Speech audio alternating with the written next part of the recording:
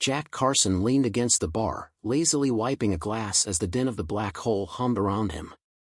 The dive was infamous for catering to the galaxy's outcasts and oddballs, a detail Jack often considered his daily misfortune. Tonight wasn't shaping up to be any different, until she walked in. Nixera, as she introduced herself, had an air of mischief wrapped in sleek metallic skin that shimmered like oil on water. Her large, feline-like eyes locked onto Jack with a smirk that promised trouble. "You must be Jack," she purred, sliding into the stool directly in front of him. "The one with the dexterous hands." Jack didn't bother looking up from his glass. "Lady, if you're about to offer me a pyramid scheme, I'm already at the bottom of one." Her laughter was musical, but the glint in her eyes suggested she was sizing him up. "Oh no, nothing so mundane. I need someone skilled. Someone who knows how to handle delicate situations." Her gaze lingered on his hands as he adjusted the leaky tap of a beer dispenser. He quirked a brow. "You've got the wrong guy if you're looking for a hero. All I handle are drunks and busted machinery." Nixera leaned forward, conspiratorially lowering her voice. "And that's exactly why you're perfect. Granny's been searching for someone like you." Jack stopped mid-wipe, finally looking her in the eye. "Granny? You mean your actual grandmother?" "Matron Bellatrix," she clarified, with a reverence that didn't match the playful tone in her voice. "She's wealthy, eccentric, and, let's say, in need of a very specific type of companion. Someone who can handle her assets." Jack set the glass down, crossing his arms. "You're joking." Nixera's smile widened. "Do I look like the joking type?"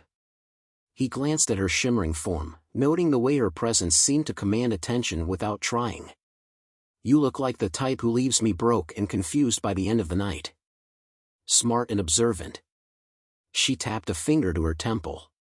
"Granny will love you." Jack snorted. "Look, I don't know what kind of scam this is, but I'm not signing up for it.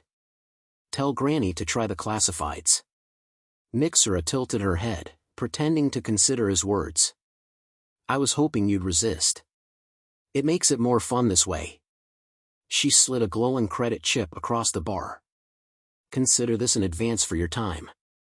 Trust me, it's worth more than a week of tips here." He eyed the chip suspiciously.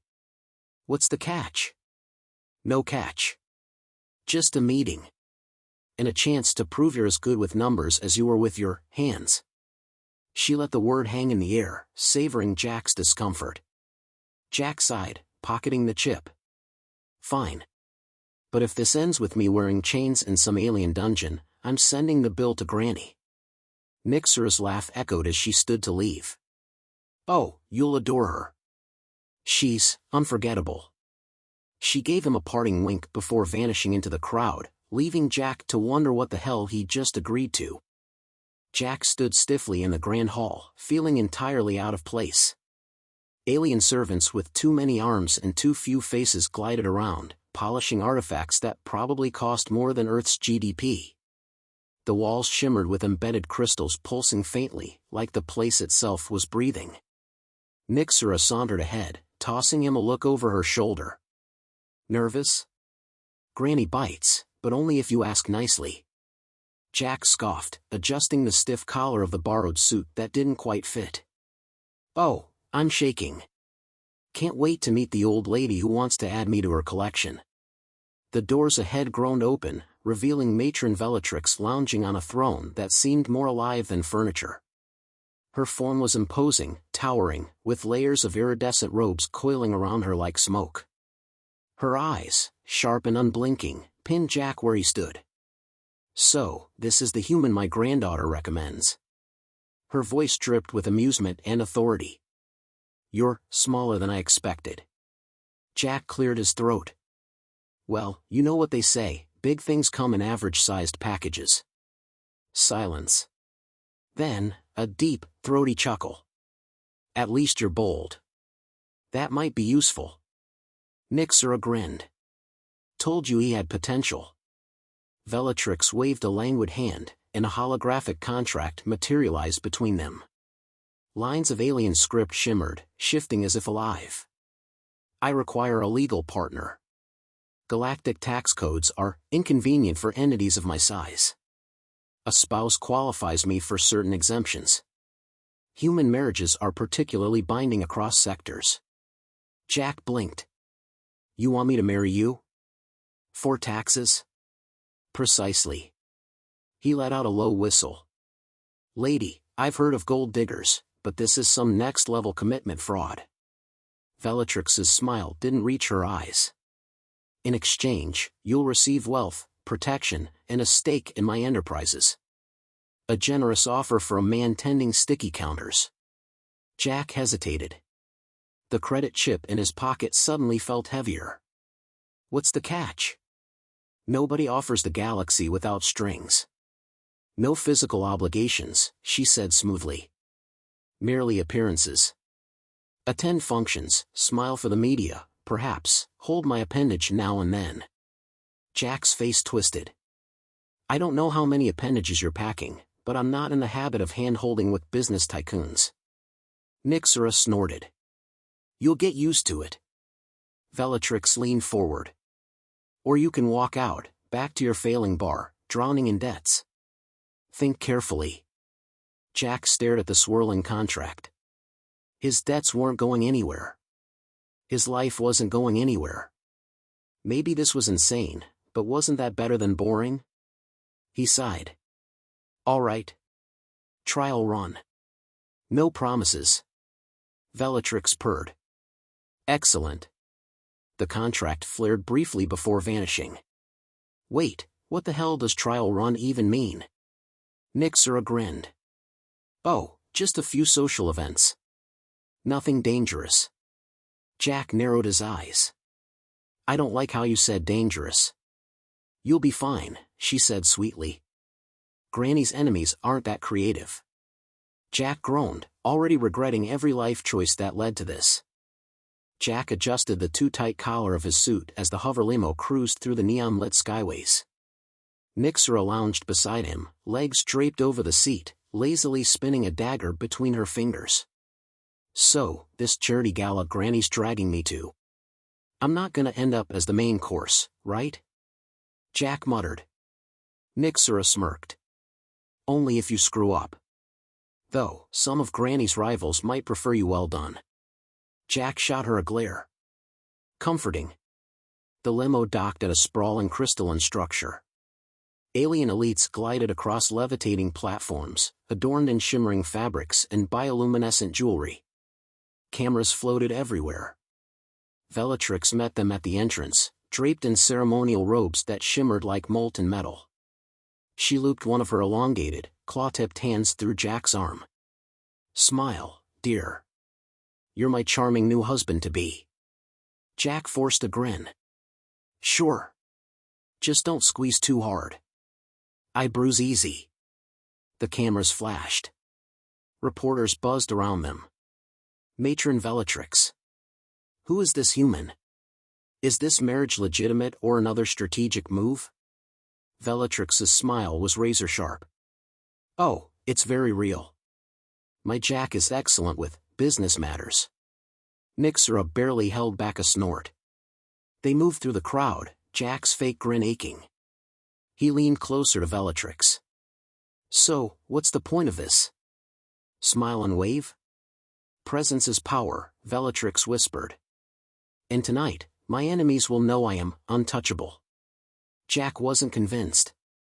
Especially when a slithering figure approached. Matron Bellatrix. The creature's voice was oily. Your congratulations are in order. A human, though? How quaint. Bellatrix's grip tightened on Jack's arm. Quaint, but effective. The figure's narrow eyes glimmered. Do be careful.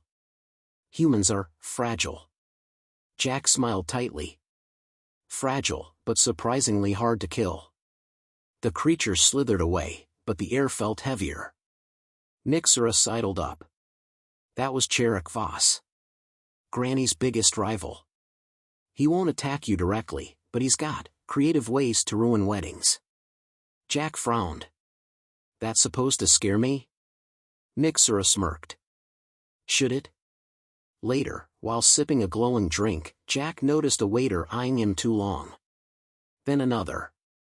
He wasn't paranoid, someone was watching him. Jack casually followed one into the kitchens. The moment the door swung shut, the waiter dropped the tray and lunged. Jack ducked, the blade whistling past his ear. Seriously? Jack grunted, grabbing a frying pan and swinging it into the attacker's gut. Another figure moved from the shadows, but Jack hurled the pan like a frisbee, knocking them down. More footsteps. Damn it. Jack bolted, weaving through crates and hissing pipes. Nixera's voice crackled through the earpiece he didn't remember putting on. Having fun? Your family events suck. Left turn, idiot. Jack pivoted, nearly slipping on spilled oil. Ahead, an exit. He burst back into the gala, panting. Bellatrix barely glanced at him. Handled it, I assume, she murmured, sipping wine. Jack straightened his suit. Yeah. They won't be serving hors d'oeuvres anymore. Nixera snickered. But the night wasn't over. Minutes later, hollow screens around the hall flickered, hijacked by Cherek's sneering face. Attention, honored guests. A reminder that some unions are less legitimate than others. The crowd murmured. Cherek continued, should the matron's human consort survive the night, perhaps we'll believe this marriage isn't a sham. Jack scowled. This guy really likes to hear himself talk. Bellatrix's eyes narrowed. Nixera leaned in. Told you. Creative. Jack cracked his neck. Fine. If they want me dead so badly, maybe it's time to make it a little harder. Nixera grinned. Now you're getting it. The game had officially begun. Jack tightened the cuffs of his suit, eyes scanning the glittering crowd. The gala was still in full swing, but the mood had shifted. The guests weren't just mingling anymore, they were watching. Every glance carried suspicion, every smile had sharp teeth.